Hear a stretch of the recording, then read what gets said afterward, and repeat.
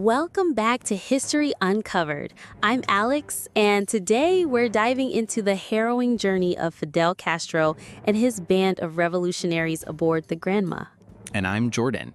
We'll explore how this seemingly dilapidated cruiser became the vessel for a revolution, the challenges they faced at sea, and the early days of guerrilla warfare in Cuba. Let's set the scene. By the summer of 1956, Castro's group had grown to 120 members. They stumbled upon the Granma, a 63-foot cruiser, at the river port of Tuxpan.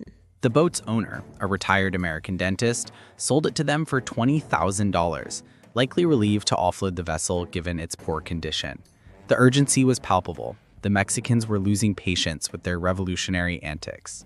While the world was preoccupied with crises in Hungary and Egypt, Castro's group was preparing for their own dramatic venture. On November 24, Fidel penned a will, sensing the gravity of their mission. Under cover of darkness and rain, the group boarded the Granma. Many were unimpressed by the size of the boat, with one member jokingly asking when they would get to the real ship.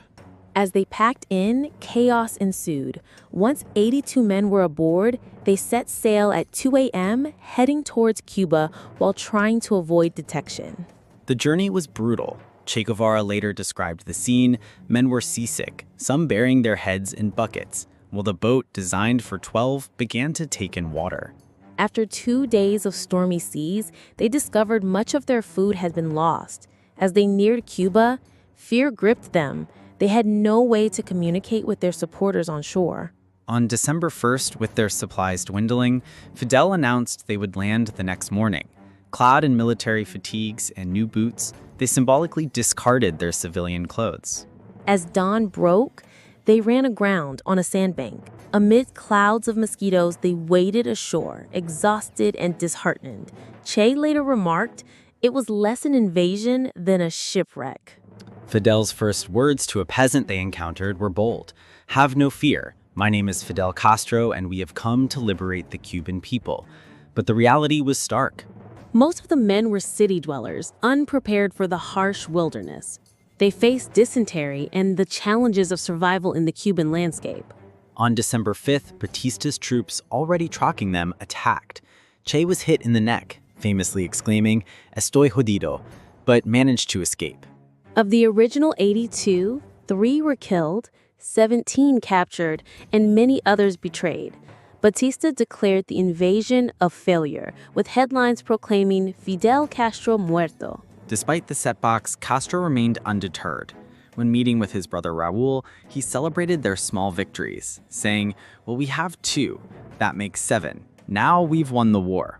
Over the next 2 years, the survivors retreated to the Sierra Maestra mountains, facing immense hardships, but determined to continue their fight. They engaged in sporadic attacks, gradually building their strength and reputation. Castro recognized the importance of public relations to maintain their image. Enter Celia Sánchez, a key figure who helped connect Castro with journalists like Herbert from the New York Times, boosting their visibility.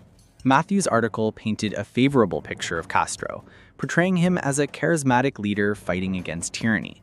This was crucial for garnering international support. Castro's message resonated.